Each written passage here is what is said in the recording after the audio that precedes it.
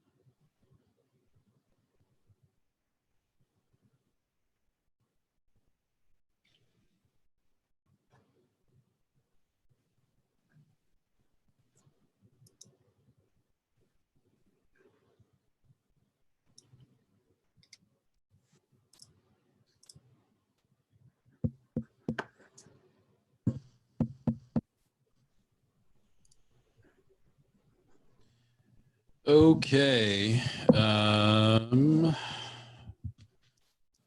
Looks like we're actually live now. I want to make sure that you guys can hear me, so please let me know.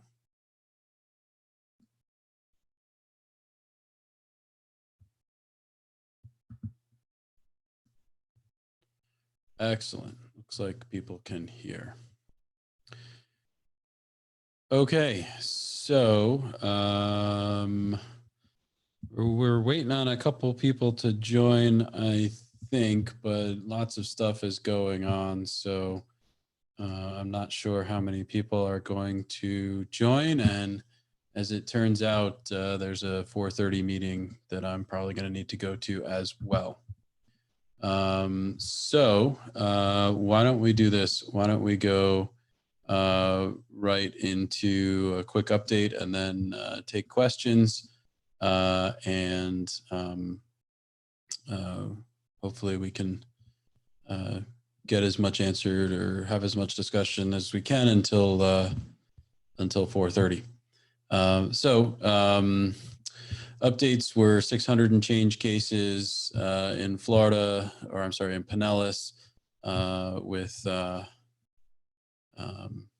17 deaths so far, 611 cases, 17 deaths. We've had a significant uptick in hospitalizations, and that's related to obviously our long-term care facilities that we've been taking patients to the hospital over the last week or so. The overall trend, I'm hopeful, cautiously optimistic that the flattening is working. It does seem as though we're starting to see at least some days with a slight tick back up in terms of call volume. I'm seeing that or feeling that in the ER as well on certain days. So that's kind of where we're at. Discussion is beginning in terms of the expiration of the governor's order next week and where we go from there as a community. So that discussion is certainly going on. It'll be interesting to see how that turns out. So that's kind of our situational update. There's going to be a medical control directive, which I'm not actually sure if it got transmitted yet. If any of you guys have seen it already, let me know. But we discussed it in LG this morning, and it's an update to the 1234 placard to try and clear up all the confusion over appropriate PPE. And so what I think is probably the best thing is to let that medical control directive go. And it's, I think, going to the EMS chiefs tonight for comment and make sure that everybody's comfortable with it and that we've got the message right this time. I'll just go ahead and say sorry for all the miscommunication last week. We're trying to do the right thing to keep you guys safe and hear all the different opinions and the different ways that you could think through this and the different interpretations that could be done of anything we put out. And certainly, I think all of us from the Unified Command would agree that we could have done a better job last week in terms of messaging with that. So we'll try to fix that and do better. And that's what the medical control directive is for. So hopefully that will sort it. But I don't want to go through it right now without letting it go through the normal process that we roll things out, and without making sure that we've got everybody had the opportunity to look at it, to provide us any feedback tonight, and to let it actually follow the normal procedure where we communicate things out. So that's the plan there. I do want to show you, and it's going to take me a second to find it. So if you got questions, throw them up there while I'm looking for the document. It's going to take me a minute. Sorry, I got to find it from my email.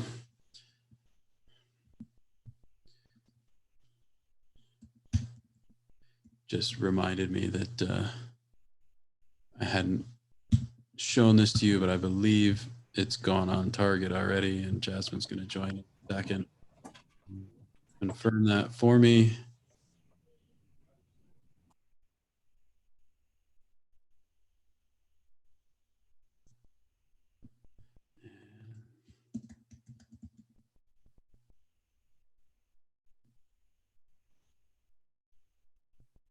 There we go.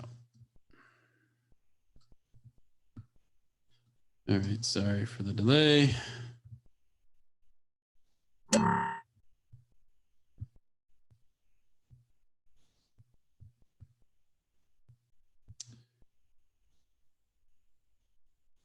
So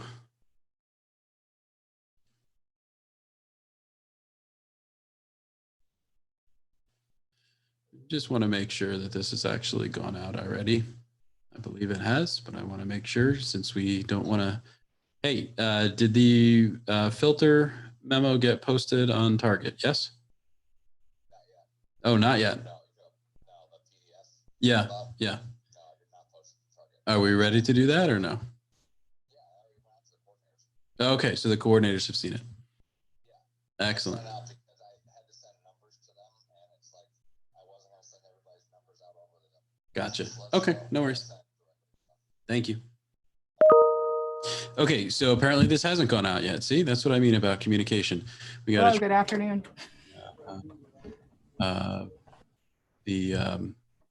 The flow of information properly here. So I'll hold off on that for a second. Hey, Jasmine, you made it? I made it. You're muted. I can't hear you. Oh, no. Uh-oh. Oh, it might be on my side. Hang on. Try again. Hi, hello. Can you hear me? There you are. Okay. So now I look funny with my background, I think. But anyway, the question we were just talking about was related to the filters. Jasmine, did the instructional guide about the filters make it out through the normal distribution channels yet, or no?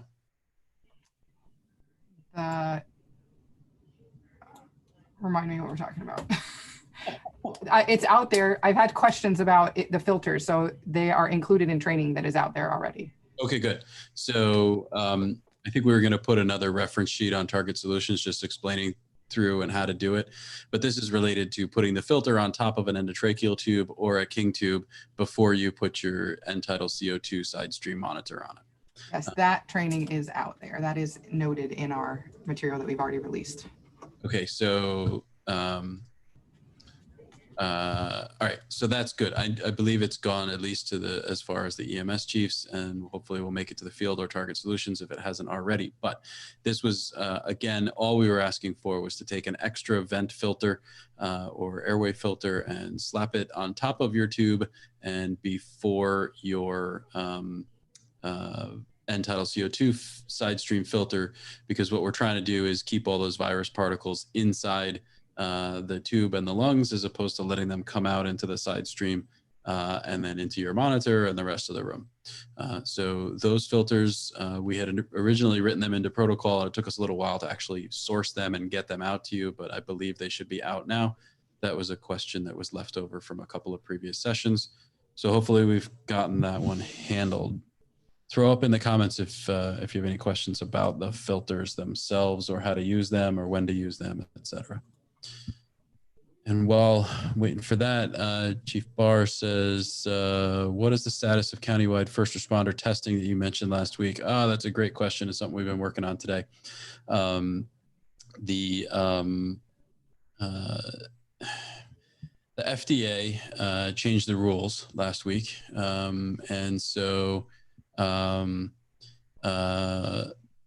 they have basically put a hold on distributing those tests for a minute.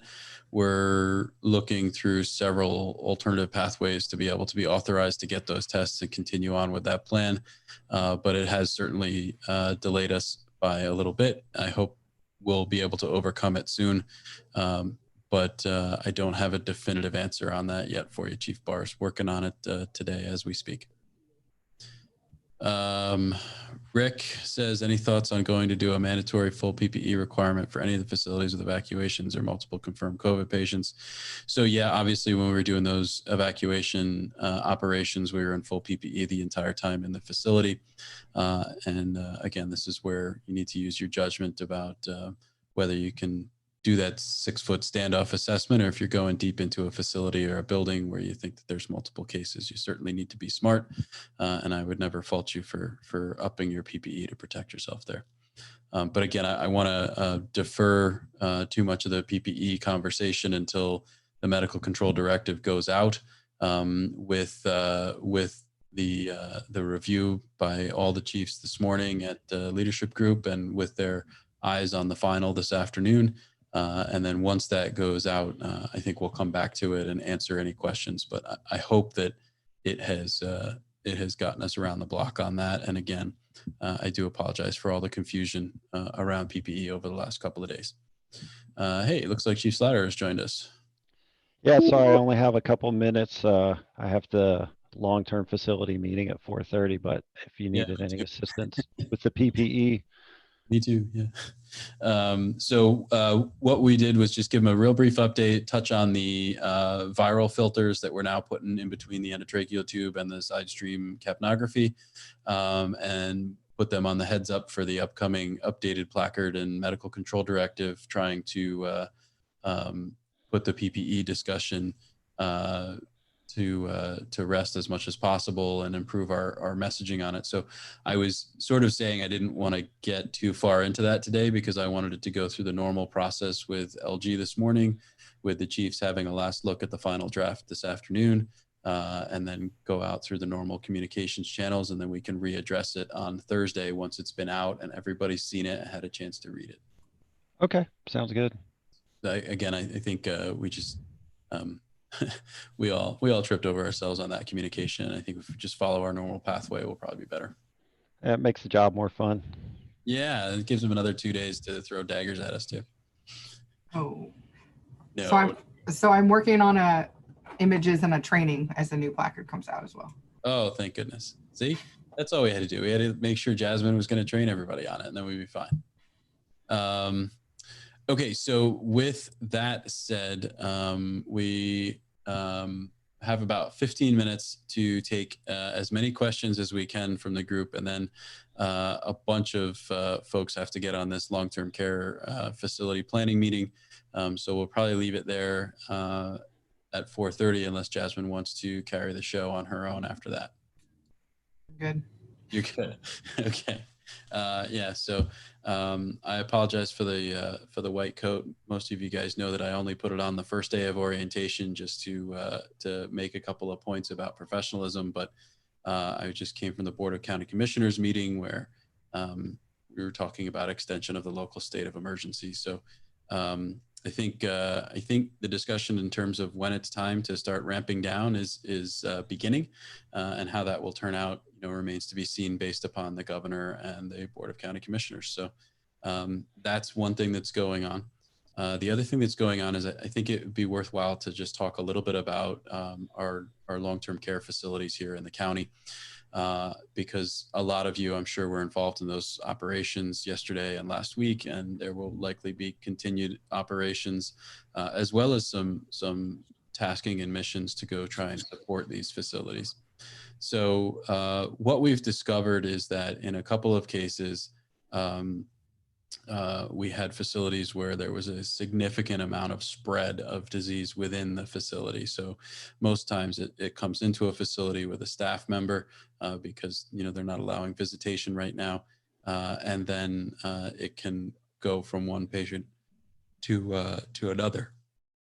So the one facility that we took over 100 patients out of last week got to a point where it was just clear that they were not going to be able to safely continue caring for that number of COVID positive patients in the facility. And then we had a second facility yesterday where we took a few out. We also had a assessment visit to a third facility to see what their situation looks like. The governor, as you may have seen over the weekend, did an about face and started actually sharing the list of the facilities with positive cases with the community. And so actually in just a few minutes, what Chief Schlatter and I were talking about is that we have a meeting where we're going to go see what we at Fire and EMS could do to help support these facilities. It's obviously an extremely vulnerable population in our community. And I think we're coming to the realization that maybe the facilities aren't as ready to do the really robust infection control that it would take to stop this from spreading within their facilities as we might have hoped. And so in order to prevent a very serious situation from getting any worse, I think we're working on a plan to bring every bit of local resource, and by that I mean all of you, to bear to stand up these facilities and support them and help them get up to speed with what it's going to take to do really robust infection control within their facilities. That's one of several processes that are going on to try and minimize the impact in our long-term care facilities, but certainly one that's important for all of you. So stand by, expect to get likely some tasking before too long. I don't know if every agency will be involved or not, but generally there's consensus that these folks are members of our community. They're at very high risk, and the staff of these facilities really are going to need every bit of assistance that we can probably give them to help keep this situation from getting any worse. Chief Slatter, I don't know if you wanted to comment on that and the discussion with the chiefs. No, I think the chiefs were very supportive of us helping out with the training situation. And I just think that we're going to need to do a really kind of a brief rapid response out there. They need help. It's pretty obvious the way that the Seminole place went out of control so quickly, as well as now the St. Pete one. Probably my personal feeling is you're going to see a few more people taken out of there before it's over, and this is not going to be the end. We have over 200 nursing homes, ALFs in Pinellas County, so I think it's really important, and it's something that we can jump on board and probably do pretty efficiently and pretty quickly. Yeah, that's my feeling, is that we have the knowledge and expertise to be able to effectively care for a patient who's infected while keeping ourselves safe and while keeping the patient safe. And we need to share that ability with our partners in the long-term care facilities, and we do it as rapidly as possible. So I'm very happy to see us as a group step up and support these vulnerable members of our society and our community. Okay, so we have just a few minutes left, and I'd like to take as many questions as we can from the field in that time. Julie asks, are all the COVID related items closed call rules pushed out to the EPCRs? Yeah, I believe they're making that so. If Julie, if there's something that isn't connected the dots there, please get with Steve and make sure we know about it and make sure he's working towards it. But yeah, I believe they are. I believe they're working on that. Scott Chief says, do you think the state and Pinellas County will use the White House policy on reopening or do their own thing? I think it's going to be, and this is again my prediction, my own personal interpretation, and not anything official from the Executive Policy Group or the Board of County Commissioners.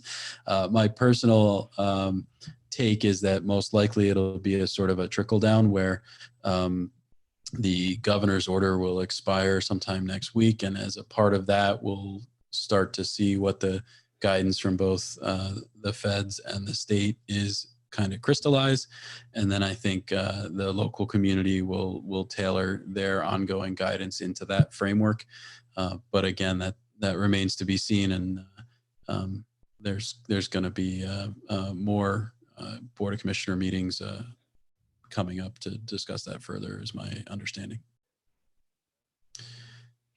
Ken said he thinks they made it a federal mandatory reporting for the nursing homes now. Yeah, it could be. I mean, it's already mandatory reporting in Florida. It's any outbreak of an infectious disease is, regardless of whether it's in a facility or anywhere else.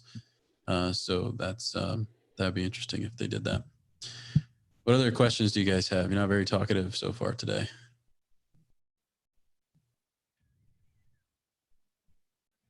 Jasmine, anything you want to let them know while we're waiting for more questions?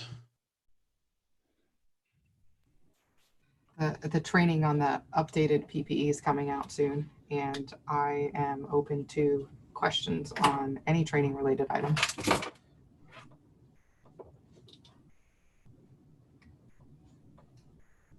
Great. Chief Slaughter, are you able to give us an updated status on the aerosol machine? Sure. So we received our Curus system hydrogen peroxide fogging machine that we're utilizing to sterilize N95 masks is what we're going for. Matching Lake County's doing it right now. We matched on what Battelle system did and what the Duke University did is where we started on. So we got the system. It's a learning curve for us. One of the biggest hurdles we've had, we have the system, we have plenty of fluid. We don't have a lot of biological indicators. We actually only were able to get 4. They're on a national shortage like anything else because so many people are doing the systems. We have more coming. We have 50 on the way, and we received 3 more today. So we were limited on our testing process. We want to make sure we were doing it right. So the first batch turned out great. Everything was clear. The next batch we had a problem with. We thought we figured it out with the shelving, the way we were arranging the shelving. And then our third batch didn't pass either. So we went back to the drawing board, called the system, and we realized that we didn't do all 3 tests the same. We did, we had extra visqueen and stuff on the first test that we didn't have on the second and third test. So actually Chief Bolby is finishing up the 4th now when we made it more exactly like we did the first one with the visqueen, extra visqueen. And we'll have that result tomorrow. It takes 24 hours to incubate the biological indicator to get the result of the sterilization, and we should be up and running by the end of the week. We were able to do about 600 masks at a time, and we could definitely do 3 a day and stay within an 8 or 9 hour day. So we'll be in good shape once we get the masks, once we get the process down. That's awesome. Thank you. Sorry, keep the questions coming. I'm just getting a email about the tests. So yeah, it doesn't look like we got much of an update there for you, Chief Magnus. Jessica says, did anyone get pictures of the notes of encouragement left on the doorways in Seminole Nursing? I did not, and I don't know if anybody had a camera out to do that. Jessica, no, I don't know, but that was pretty cool. Ginty says, sorry, go ahead. I was going to ask if Ginty's questions for me, Steve. How's the equipment holding up on the repeated decon? Is that you talking about the masks, or are you talking about the dunking of the face masks? Yeah. So if you're talking about the dunking of the face masks, I haven't heard any complaints. We've actually ordered the rubber straps again for our Scott masks to get away from the webbing, the cloth webbing.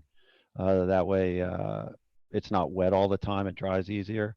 But I haven't heard any complaints on how that stuff is going, or any complaints that there's been a problem with the decon of those pieces of equipment. And as far as the masks go, the NIH study said you could do it. They're recommending 3 times. I think that's just limited because they haven't done the processes. The Patel doesn't see degradation. The Patel study didn't see degradation until between 20 and 30 times, and it was only degradation of the rubber elastic, not of the mask itself. So not sure which one you're talking about, but I think both of them are doing well. Cool. Looks like he was talking about the dunking. Rick says, what would you like done, if anything, if a clinician goes into a facility that's grossly violating social distancing, PPE misuse, or lack of PPE, cross-contamination, etc.? Hey, Rick, if you see something, say something. We got a potential major issue here. So if you know about that, let me know, and I will get it to the health department and or ACA or whoever, just as we normally would if we saw something that we thought was not right in a facility. Yeah, please let me know right away if you think you see something like that, and we'll get it followed up. We are likely going to be sending folks in to help educate facility staff and help get them fit tested, help get them able to do proper PPE usage, because that's obviously one of our abilities that we can do. And so that'll be some of the stuff on the tasking that folks are going to get to go visit these facilities. What we're really trying to focus on when we go to the facilities, and again, we're still working this out here, but the idea is that we're going to focus on education and prevention. So if we're at a point where there's already a bunch of cases in a facility, we're sort of beyond that. Now we've got to do mitigation.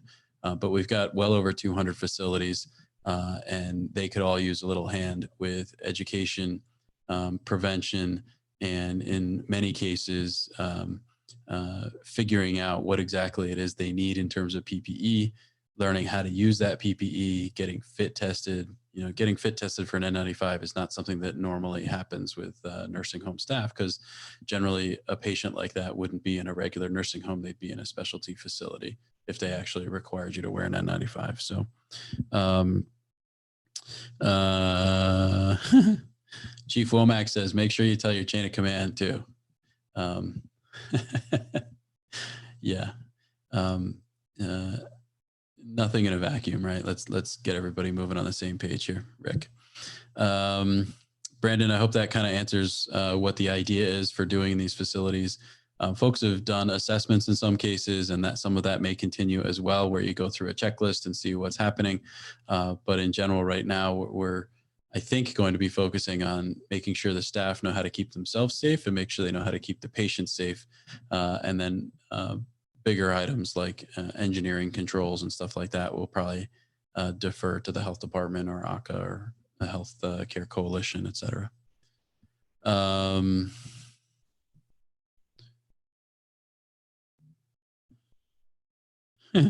Let's see. Colmo says, can we clarify exactly what equipment should or should not be taken on scene to a suspected COVID? So I don't believe anything has changed on the equipment with the new 1234. So let's revisit that on Thursday when we go through the entire new placard after it's gone through the appropriate communication steps.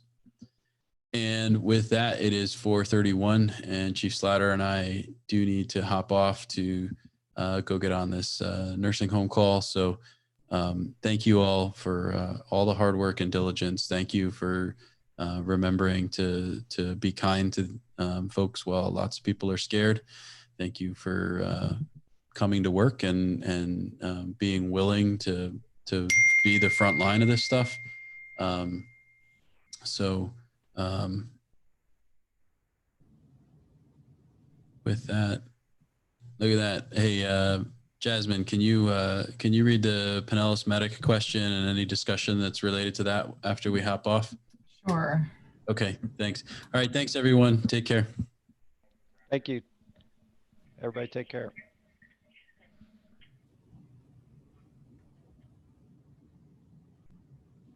All right.